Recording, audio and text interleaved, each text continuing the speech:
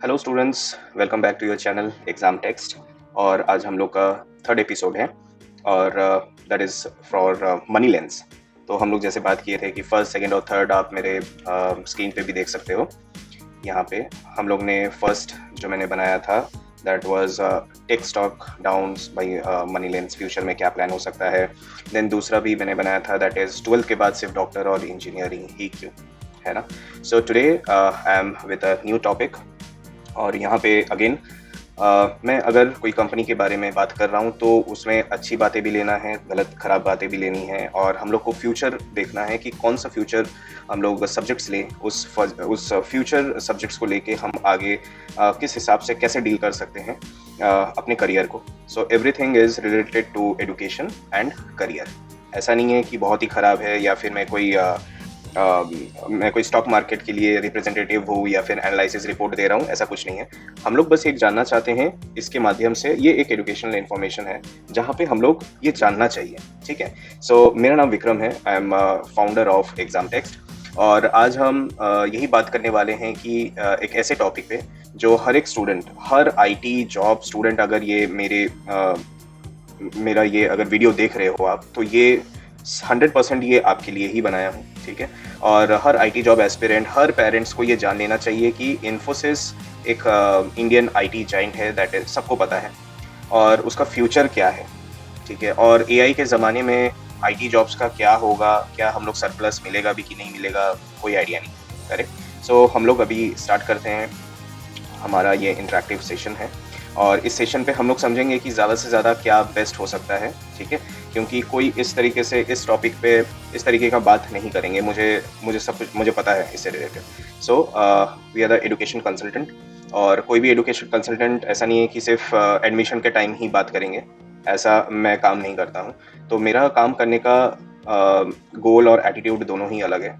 मैं हमेशा से चाहता हूँ, अभी भी यही चाहता हूँ कि आप लोग सबसे पहले अपने वजूद को समझे, अपने प्रोफेशन को समझे, उसके बाद आप आगे बढ़िए तो समझ में आता है। अगर हम 12th के बाद भी हम करियर अलाइन नहीं कर पा रहे हैं तो गलती आपकी है, ठीक है। और स्टूडेंट्स, और एक चीज़ है कि मैं एक छोटा-छोटा हम लोग मैं मुझे पता है कि मैं उतना अच्छा वीडियो नहीं बना पा रहा हूँ, या फिर मेरे कंटेंट्स हो सकता है कि आप तक पहुँच पा रहे हैं कि नहीं। मैं धीरे-धीरे कोशिश कर रहा हूँ कि आप तक पहुँचे, और मैं अपना पूरा 100% दे रहा हूँ, ठीक है। और कभी-कभी समय नहीं मिलता है, इवन दो हम लोग ये फ्राइडे को रखने वाले थे, today is Saturday. So any how आप कंटेंट पे और मेरी बातों पे ध्यान दीजिए, and that would be very much means honourable for me, ठीक है। और कमेंट सेक्शन पे भी आपको सब चीज़ पता है, मुझे बताने की ज़रूरत नहीं है। So we start from here. So Infosys ने 2024 में मैं एक हेड काउंट की भी बात कर रहा हूँ, ठीक है। ये हेड काउंट भी समझने के लिए ज़रूरी है। मैं यहाँ पे किसी का हेल्प लिया हूँ, और उस हेल्प के लिए मतलब thank you for people matters, ये आप तक पहुँचाने के लिए कि ये सब है क्या, ठीक है। सो वही जैसे मैंने बताया, मैं धीरे-धीरे I am working on it. So thank you for being patience. Okay, so we'll start from here. So क्या हुआ कि 2024 में जो हेड काउंट है फॉर वर्किंग जो एम्प्लॉयज़ हैं आपकी तरह, तो यहाँ पे काफ़ी कम किया गया था। लेकिन उसके पीछे क्या वजह थी, और क्या आपको अब आईटी जॉब्स की तैयारी करनी भी चाहिए या नहीं, ये करियर ऑप्शन एक्सप्लोर करना है, तो ये सारा चीज़ मैं इस वीडियो में बताऊँगा। तो लास्ट तक प्लीज़ बने रहिएगा, ये आपके लिए ही है, ठीक है। सो तो चलिए सबसे पहले समझते हैं कि इन्फोसिस में पिछले फाइनेंशियल ईयर में क्या हुआ था। सो हेड काउंट का जो ब्रेकडाउन है वो आपके स्क्रीन पे भी दिख रहा होगा। सो यहाँ पे मार्च 2023 में जब इन्फोसिस में के पास कम से कम 3.24, ठीक है, यहाँ पे आपको दिख रहा होगा, ठीक है, यहाँ पे है ना। सो करीबन 3.43 लैक्स ऑफ एम्प्लॉयज़ थे, लेकिन मार्च में 2024 में ये नंबर घट के 3.17, सब मैं लैक्स में बता रहा हूँ, 3.17 लैक्स तक ये पहुँच गए जी, ठीक है। तो इसका मतलब ये कहीं ना कहीं छटाई हुआ है, ठीक है। मतलब 25,994 के लोग, मैं एकदम प्रॉपर एग्जैक्ट मैं पॉइंट दे रहा हूँ, ठीक है, एकदम परफेक्ट, एकदम कोई एक आदमी आगे पीछे नहीं है। सो 25,994 लोगों की नौकरी भी गई है। सो या फिर वो कंपनी से चले गए हैं, या कंपनी में है, या फिर पोस्ट घट गया है, ये सब चीज़ें इसमें, ठीक है। सो पहली बार ये 2001 के बाद ऐसा हुआ है जो डिक्लाइन देखा गया है, ठीक है। क्वार्टर वन जो अभी के रिजल्ट्स आए हैं अप्रैल और जून के 2024 के FY 25 में। सो कंपनी ने फिर से अप्रॉक्स 1900 लोगों को लूज किया है। 1900, पहले कितना बताया था मैंने? 25,000, ठीक है। 25,000, 26,000 लोगों में से 6 आदमी कम। तो यहाँ पे कंपनी ने फिर से 1900 लोगों को लूज किया है, लेकिन पहले के मुकाबले ये थोड़ा कम है। तो एक स्टेबिलिटी का सिग्नल है जो वो पूरे साल का बता रहा था, ये मैं क्वार्टरली का बता रहा हूँ, ठीक है, इसमें कंफ्यूज नहीं होना है। यहाँ पे लेकिन सिर्फ नंबर्स की ये कहानी समझ नहीं आती है, तो सोचना भी पड़ता है, तो ये सब क्यों हो रहा है, ठीक है। तो सबसे पहले है कि देखिए, अगर आपका भी नौकरी है, मतलब आप अगर बिजनेस में हो, फॉर एग्जांपल आप अगर इन्फोसिस के मालिक हो, अगर आपको सब चीज़ एआई बनाया हुआ दे ही रहा है, ठीक है, तो आपको फिर दूसरा आदमी लेने की क्या ज़रूरत है, करेक्ट। सो ऐसा ही है। सो एआई ऑटोमेशन आ चुका है, जहाँ पे इन्फोसिस ने खुद बताया है, आप ये वीडियो में भी देख सकते हो कि उन्होंने एआई एजेंट्स बनाए हैं जो कस्टमर सपोर्ट, सप्लाई चेन और बैकएंड में काम करती है, और उसका प्रोडक्टिविटी भी है 5 से 15%, वो बहुत ज़्यादा है, ठीक है, समझ रहे हो। तो अगर स्टूडेंट बोल रहा है कि मुझे सप्लाई चेन में जाना है, मैनेजमेंट में, तो इस वीडियो तो उसी के लिए है। इवन दो जो कस्टमर सपोर्ट में भी जाना चाह रहे हैं, बैकएंड में, ना ही जाओ तो ज़्यादा बेटर है। लेकिन ये आप तक ये वीडियो पहुंच रहा है कि नहीं, उसके लिए आप सपोर्ट कर देना प्लीज़। हाँ, दूसरा है यूटिलाइजेशन रेट। कंपनी का यूटिलाइजेशन 85.3% तक पहुंच गया है, मतलब ज़्यादा लोगों की अब ज़रूरत ही नहीं पड़ रही है, समझ रहे हो। तो एट्रिशन रेट भी है, जून 2024 में एट्रिशन वाज 12.7 था, जो लोग खुद भी जॉब छोड़ रहे हैं या स्विच कर रहे हैं। Wages high, currency pressure, salaries बढ़ने और rupee dollar fluctuations, even though बहुत कुछ अभी जियो पॉलिटिक्स भी चल रही है, उसके वजह से भी मार्जिन घट रही है। अब मार्जिन 20% पे है, 20.8, ठीक है। पहले क्या था एट्रिशन रेट, तो ये सारा चीज़ आप समझ ही रहे होगे, जो इकोनॉमिक स्टूडेंट्स हैं उनके लिए भी ये है। तो कंपनी का स्ट्रेस भी बढ़ गया है, तो उनको प्रोडक्टिविटी भी बढ़ानी है और कॉस्ट भी कंट्रोल में रखना है। तो ये पॉसिबल कैसे हो रहा है, और एक्सपेक्टेशन हम लोग, देखिए कंपनी में क्या चल रहा है वो थोड़ा बहुत हम लोग अलाइन कर सकते हैं, लेकिन आगे हम लोग को क्या करना है वो ज़्यादा मायने रखता है, ठीक है। सो उसके जो प्लान्स हैं, एक बात मैं साफ साफ बता दे रहा हूँ इस वीडियो में कि अगर आपका एज जो 30 से 35 के बीच में है, वो आपको हायर क्यों करेंगे? आपके वही 10 लाख के पैकेज में 2 आदमी खट सकता है, वो भी फ्रेशर। तो फ्रेशर का जॉब यहाँ पे प्रॉब्लम नहीं है, प्रॉब्लम है कि वहाँ पे सस्टेनेबिलिटी का, आपके ग्रोथ पे, ठीक है। 10 लाख के बाद क्या आप 10 लाख में ही पूरा जिंदगी बिताना चाहते हो, या फिर 10 लाख के बाद कुछ नया कुछ करना चाहते हो? तो घूम फिर के अगर वहीं पहुंच रहे हो, तो इसका मतलब है कि आपको स्किल्स पे काम करना होगा। मैं लास्ट तक आप बने रहो, मैं बताऊंगा उस चीज़ पे भी। सो इन्फोसिस ने अनाउंस भी किया है कि वो 15,000 से 20,000 का फ्रेशर को हायर करेंगे, ठीक है, लेकिन ये फिक्स्ड है, किसी को कुछ पता ही नहीं है, ठीक है। क्या पता वो 15,000 में से सिर्फ 1,000 स्टूडेंट्स को ही कैटर करें, कुछ आइडिया नहीं है। रिटर्न ऑन पेपर में कुछ नहीं होता है, ये सिर्फ उन्होंने बताया है एजम्पशन। लेकिन वही है, ये हायरिंग ग्रोथ के ऊपर ही डिपेंड करता है। अगर डिमांड आई होगी, क्योंकि ये सारे सर्विसेज पे है, तो अगर ये डिमांड आई तो हायरिंग होगा, वरना नहीं होगा। अजाइल हायरिंग मॉडल भी आ गया है, तो उसमें क्या है कि इन्फोसिस ने अजाइल यानी कि फ्लेक्सिबल मॉडल फॉलो करता है। देखिए, दो चीज़ें हैं, एक तो होता है आपका एम्प्लॉयमेंट और एक होता है डिप्लॉयमेंट, ठीक है। तो एम्प्लॉयमेंट में आपका सब चीज़ फिक्स्ड है, परमानेंट है, ठीक है, इसीलिए लोग जो है गवर्नमेंट नौकरी ढूंढ रहे हैं कि भैया मेरा फिक्स होना चाहिए, रिकरिंग आना चाहिए। लेकिन ये चीज़ डिप्लॉयमेंट में है। अब आज के डेट में आपको वो होता है ना कि वॉरियर बनाना है, तो उस वॉर के लिए ही बनाना है, उसके बाद वो ऑटोमेटिकली वो खत्म हो जाएगा या फिर उतना ही चलेगा। जस्ट लाइक अ बैटरी, उसका काम है 6 महीना आपका रिमोट में चिपके रहना, उसके बाद फिर एक नया जोड़ना है। मैं एकदम बहुत ही मतलब लेमन वर्ड्स में मैं समझा रहा हूँ। इतना भी अगर नहीं समझ में आ रहा है तो फिर अपने पाँव पे कुल्हाड़ी मारने जैसा काम है। तो मतलब जितना ज़रूरत होगा उतने ही लोग को रखो, उससे ज़्यादा कुछ नहीं है, ठीक है। तो कैंपस हायरिंग, कॉलेज से भी हायरिंग होगी, पर एग्जैक्ट नंबर क्या है वो फिक्स नहीं है। तो इसीलिए आपके लिए इसका मतलब यही मतलब क्या हुआ कि अगर आप स्टूडेंट हो और आईटी फील्ड में जाना चाहते हो, तो ये सोचना बहुत ही ज़रूरी है कि ये सब अभी मार्केट्स में चल क्या रहा है, ठीक है। तो चलिए इसको दो एंगल से समझते हैं। चलिए आपके लिए इतना भी सही। तो एक पॉजिटिव और एक नेगेटिव में हम लोग समझेंगे। सबसे पहले पॉजिटिव समझते हैं, ठीक है। सो एआई प्रोडक्टिविटी बढ़ा रहा है, लेकिन नए प्रोडक्ट्स भी बन रहे हैं, ठीक है। सर्विस बेस्ड कंपनीज जैसे इन्फोसिस, टीसीएस, विप्रो, सब कोई जितने भी आईटी सेक्टर्स में है, प्रोडक्ट कंपनीज बन सकती हैं। प्रोडक्ट बेस्ड, अभी तक तो सर्विस बेस्ड कंपनीज थी, ठीक है। जब एआई सब काम करेगा तो सॉफ्टवेयर प्रोडक्ट्स ही फ्यूचर बनेंगे जो ये कंपनीज बनाएंगी। मेट्रो बैंक जैसा बीएफएसआई क्लाइंट्स, अब यहाँ पे एक नया नाम आ रहा है जो कि मेट्रो बैंक है। आप प्लीज कमेंट सेक्शन में बताना कि ये मेट्रो बैंक कहाँ का है, तो आप उसको इंटररिलेट आप कर सकते हो कि क्या चल रहा है। तो मेट्रो बैंक जैसा बीएफएसआई क्लाइंट्स इन्फोसिस के साथ एआई ट्रांसफॉर्मेशन कर रहे हैं, यहाँ पे ग्रोथ का एक नया सिग्नल भी बन रहा है। तो सर्विस कंपनीज के पास एक नया बिजनेस मॉडल भी रेडी हो रहा है सॉफ्टवेयर प्रोडक्ट क्रिएशन के लिए। तो ये सारा चीज़ है। अब आते हैं कि नेगेटिव पे। आर्टिफिशियल इंटेलिजेंस का देखो, ये कोई बज़वर्ड नहीं है कि मार्केट में है, तुमको पता चला है, ऐसा नहीं है। ये सही में एआई का इम्पैक्ट लॉन्ग टर्म में बहुत बड़ा होगा, अभी तो सिर्फ सुनाई दे रहा है। तो 10-15 साल के बाद जब मास सॉफ्टवेयर जॉब्स मतलब खत्म हो सकती है, मतलब इतना आप समझ लो, सिर्फ निश स्किल्स वाले लोग जैसे डिफेंस, आर&डी या फिर एआई एल्गोरिदम डिज़ाइन वाले जॉब्स, ये सभी बचेगी। इससे ज़्यादा और कुछ मुझे नहीं लग रहा है कि ये समय कम होगा। सो जो बचेंगे उनके लिए हाई स्किल्स ट्रेनिंग और कंटिन्यूअस अपस्केलिंग का भी काम, मतलब ये ज़रूरी होगा, जो गवर्नमेंट कर भी रही है। ठीक है, स्किल्स कभी भी सुनो, स्किल्स पॉकेट में पैसा नहीं है, स्किल्स। ठीक है।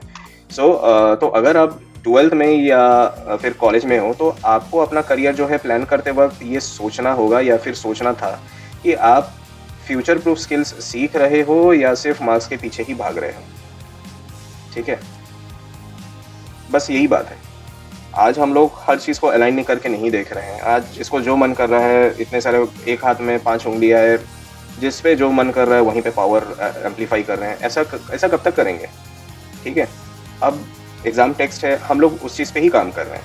कोई अगर सुने या ना सुने, हम लोग यूट्यूब चैनल पे हम लोग डाल रहे हैं, समझा रहे हैं, जहाँ तक अवेयरनेस होगा, जहाँ तक हम लोग कॉस्टिंग है वहीं तक ही जा सकते हैं। इससे ज़्यादा हम लोग कोशिश करेंगे आगे भी बढ़ने की। So top 5 skills for IT students जो मैं पहले से बोल रहा हूँ, एआई एएमएल। देखिए, और जो मैं बोल रहा हूँ तो ऐसा नहीं है कि यहाँ पे लोग ऑलरेडी दिमाग नहीं लगाए हैं, ये ऑलरेडी पहले से लोग जान रहे हैं, और 2024 और 2025 में तो और ज़्यादा आग लगा हुआ है। फॉर एग्जाम्पल, आर्टिफिशियल इंटेलिजेंस और मशीन लर्निंग, भीड़ लग गया है। क्लाउड कंप्यूटिंग या फिर cyber security, data analytics, industry specific tech like BFSI, health care tech में तो कोई जाना ही नहीं चाह रहा है। मुझे पता नहीं आईआईटी में उन लोग क्या दिमाग लगा रहे हैं। ठीक है, या फिर एनआईटी में, क्या प्राइवेट कंपनीज में कभी पढ़ाई, मतलब कॉलेजेस में पढ़ाई नहीं होती है, तब तो बंद कर देना चाहिए यूजीसी को। करेक्ट। सो यही बात है कि करियर स्ट्रैटेजी होना चाहिए। ठीक है, तो इसीलिए मैं आपसे भी निवेदन करता हूँ कि आप हमेशा 2 जगह से सुनिए और अपनी मन की तो करिए ही करिए। ठीक है, तो सबसे पहले यही है कि हम लोग का वेबसाइट है जहाँ पे www.examtex.in, यहाँ पे मैं हर चीज़ बताने के लिए आपको रेडी हूँ, लेकिन आपको थोड़ा बहुत तो अपने लिए भी सोचना पड़ेगा। सो यहाँ पे हम लोग काम कर रहे हैं साइकोमेट्रिक टेस्ट और न्यूमोलॉजी इक्वल टू लाइक आप career compatibility, personalize pathway to future proof careers, college admissions, job trends, सारा चीज़ में तो स्मार्ट चॉइस सब चीज़ रखा ही, लेकिन ये आपके ऊपर, आपकी जिम्मेदारी है, उसको आप कैसे करो। ठीक है, इसीलिए हम आपके साथ हैं आपके करियर जर्नी में। सो सही गाइडेंस के साथ आगे बढ़ो। सब कोई तो आगे बढ़ ही रहे हैं। जिसको कुछ समझ में नहीं आ रहा है, मेडिकल के स्टूडेंट हैं तो डी फार्मा कर ले रहे हैं या बैचलर इन फार्मा कर ले रहे हैं। ठीक है, देखिए गलत बात नहीं है, आप वहीं तक सोचे हैं जितना आप तक का कैपेबिलिटी है। ठीक है, लेकिन मैं भी जैसे बताया आपको, मैं उतना ही तक ही मैं अवेयरनेस दे पाऊंगा जहाँ तक हम लोग सक्षम है, लेकिन कम से कम मैं बदलाव तो लेकर आ सकता हूँ। तो आप किसी चीज़ को बदलने की ज़रूरत नहीं है, लेकिन आप खुद को बदलिए, थोड़ा सा स्मार्ट वर्क कीजिए, ऑटोमेटिकली आपको लोग, आपके फॉलोअर्स बढ़ेंगे। आपके फॉलोअर्स सिर्फ यूट्यूब के फॉलोअर्स नहीं है। ठीक है, फॉलोअर्स का मतलब है कि आपका कोई मिशन है, कोई विजन है, उस चीज़ पे वो बढ़ रहे हैं, वो आपको अच्छा लग रहा है, इसीलिए वो आपके पीछे जा रहे हैं। That is called followers. ठीक है, सो इन्फोसिस एंड इंडस्ट्री, मतलब इनसाइट्स में अगर कहूँ तो इन्फोसिस एआई को यूज़ करके अपना मार्जिन और आउटपुट दोनों इंप्रूव कर रहा है। हायरिंग फ्लेक्सिबल होगी तो जॉब स्टेबल नहीं है, बट अपॉर्चुनिटी है। वही मैं चीज़ बोला, अपॉर्चुनिटी है भर भर के, ऐसा नहीं है कि नहीं है, खत्म हो गया सब, करियर बर्बाद है। सर आप क्या बोल रहे हो, यही सच है। तो एआई कोई बज़वर्ड नहीं है, वो रियल आउटकम दे रहा है यार। 5% ज़्यादा दे रहा है, मतलब समझ रहे हो, इतना तो पैसा आप एफडी में डाल रहे हो तो 7.5% के आसपास दे रहा है, मतलब उतना ज़्यादा प्रोडक्टिविटी है ये। तो यही बात है, लोअर थर्ड पार्टीज जितने भी है वो कॉस्ट एंड प्रोडक्शन प्रोडक्टिवाइजेशन के जरिए वो ग्रोथ हो रही है उसमें। तो अगर आपको इन्फोसिस या किसी भी आईटी कंपनी में काम करना है तो आपको ये समझना होगा कि आज का कंपटीशन स्किल बेस्ड है या फिर डिग्री बेस्ड। 99.35 परसेंटाइल में भी आईआईटी में बीटेक सीएस की सीट नहीं मिल रही है। तो इसमें आपकी गलती नहीं है, गलती ये है कि आपने स्किल्स डेवलप नहीं करने के लिए सोचा है। आप बस सोच रहे हो कि एक सीट मिल जाए, हम वहीं पे परमानेंट हो जाए, बस यही बात है। 4 साल में फिर आपको वो कहाँ क्या यू टर्न लेगी, आपको भी खुद को नहीं पता है। So call action for students and parents, अपना करियर सिर्फ यूट्यूब ट्रेंड या फिर पीर प्रेशर में चूज मत करो। ठीक है? साइकोमेट्रिक टेस्ट हम लोग ने रखा है, स्किल असेसमेंट्स भी रखे हैं। एग्ज़ाम टेक्स्ट पर करियर काउंसलिंग और इंडस्ट्री मैच्ड प्लान लो, ठीक है? पेरेंट्स के लिए बस ये कहूँगा, सिर्फ़ सरकारी नौकरी के पीछे पे मत भागिए, ठीक है? और भी ज़माना है, दुनिया है, ठीक है? बीए कितना करवाइएगा? Bachelor of arts in English honours या फिर ये सब करके बर्बादी तो नहीं बोलूँगा, तो तबाही बोल सकता हूँ। ये इससे इसके आगे भी बहुत सारे ऑप्शंस हैं जो हम लोग के पास नहीं, अपने रोज़मर्रा की ज़िंदगी में हम लोग नहीं देख पा रहे हैं। तो बच्चों को 8 क्लास से ही एक्सपोज़र देने की कोशिश कीजिए, ठीक है? न्यू एज करियर को समझिए, AI, data science, finance, tech, design पे तो आजकल कोई बात भी नहीं करता है, ठीक है? यहाँ पे लोग महिंद्रा का लोगो चेंज करके वो कितना कमा लिए हैं सीईओ का, जो डिज़ाइनर में है, ठीक है? वो टाटा से निकल के महिंद्रा में गए। तो ये एक वेकअप कॉल है, ठीक है? सबके लिए है, मेरे लिए भी है। तो इन्फोसिस का ये वेकअप कॉल है और फ्यूचर प्रेडिक्टेबल नहीं है, लेकिन तैयारी तो कर सकते हैं। तैयारी हमारे हाथ में है। एआई हमेशा थ्रेट नहीं लेकर आता है। अगर सही टाइम पे सही स्टेप्स हम लोग ले पा रहे हैं, तो फिर ये एक अपॉर्च्युनिटी बन सकता है, ठीक है? और अगर आप अपॉर्च्युनिटी ही नहीं लेना चाहते हैं, कुछ नया नहीं ट्राई करेंगे, तो फिर तो कोई फ़ायदा नहीं है। सिर्फ़ हम लोग स्क्रॉल करते रहेंगे और कुछ होगा नहीं। तो अभी से सोचिए कि प्लान कीजिए और सीखना शुरू कीजिए। और हाँ, अगर आपको करियर रिलेटेड गाइडेंस चाहिए तो एग्ज़ाम टेक्स्ट हमेशा आपके लिए है। और मैं अभी भी बोलता हूँ कि कोशिश करने से पहले आप सबसे सबसे पहले एक मिशन बनाइए कि आपका मिशन क्या होगा, ठीक है? या फिर मैं तो बोलता हूँ मिशन के पहले विज़न बनाइए। हमको 10 लोगों को नौकरी देना है, लेकिन उसके पहले ये आपका विज़न होना चाहिए।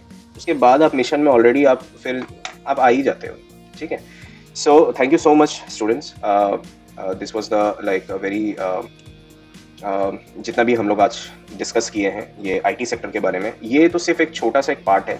तो मैं बोलूँगा कि जाते जाते बस यही समझिए कि आपके अंदर अपॉर्चुनिटीज़ क्या है, आपके अंदर ऐसा क्या पैटर्न है जो आपको खुद नहीं समझ में आ रहा है। और ये कुछ बना बनाया रटा रटाया नहीं है। कल के डेट में आप इसको रट के भी आप, हो सकता है कि स्टेज फोबिया हो, मूवीज़ में दिखाता है बहुत सारी चीज़ें, ठीक है? लेकिन सेकंड चांस नहीं मिलता है हमेशा से, चाहे वो जितना भी आप मूवी देख लो। यहाँ पे मूवी के किरदार जो है, आप ही एक्टर है, आप ही एक्ट्रेस है, आपको ही चलाना है आगे। इसलिए मैं बस यहाँ पे ही ख़त्म करता हूँ कि उम्मीद मत देखिए, आप अपने आप को देखिए, आप किस तरफ जा रहे हो। सिर्फ आईआईटी, मेडिकल एस्पिरेंट, सीए, ये सब तो सेकेंडरी है। फर्स्ट है कि 8th स्टैंडर्ड से 10th स्टैंडर्ड से ये ओलंपियाड्स, एनटीएससी, केवीपीआई क्या होगा देखिए। आप एक मार्जिन पे आ रहे हो, आपको समझ में आ रहा है कि मेरा ये प्रोसेस है। इस प्रोसेस पे आपको उतरना होगा, ये सारे टीचर्स कहते हैं। लेकिन 10 तरीके का एग्ज़ाम्स देके आपको एक प्रोडक्ट के ऊपर काम कीजिएगा तो ज़्यादा बेटर होगा। जैसे फॉर एग्ज़ाम्पल आईआईटी, तो आईआईटी है तो फिर आईआईटी पे ही काम कीजिए। जेईई मेंस पे ही काम करके देखें। और आपको अगर लग रहा है कि अपने आप में क्षमता नहीं है कि हम आईआईटी के लिए क्रैक करें, तो कोई बात नहीं, कोई आपको नहीं डाँटेगा, ठीक है? आप खुद से आप हमेशा अपने आप को शीशा में देखिए और कहिए कि हाँ, मेरे से हो पाएगा। और जब नहीं हो पाएगा तो इसका मतलब ये नहीं है कि हम करना नहीं चाहते थे। हम किए, मेहनत किए, नहीं हुआ तो कोई बात नहीं। लेकिन वही बात है कि करियर को अलाइन कीजिए। ऐसा नहीं है कि हम जेईई मेंस में हमको सीएस जाना था तो हम इलेक्ट्रिकल ले लिए। हम अपने आप को तसल्ली दे दिए। क्यों? क्योंकि वो ब्रांड था। आपसे ज़्यादा कोई ब्रांड नहीं हो सकता है, तो आप ही ब्रांड हो, ठीक है? सो thank you so much for your time. Have a nice day. And अगर अच्छा लगा हो प्लीज़ कमेंट कीजिए, लाइक कीजिए, शेयर कीजिए अपने फ्रेंड्स को, अपने स्टूडेंट्स को, अपने टीचर्स को, अपने बाकी नेबर्स को भी। Thank you so much. Have a nice day.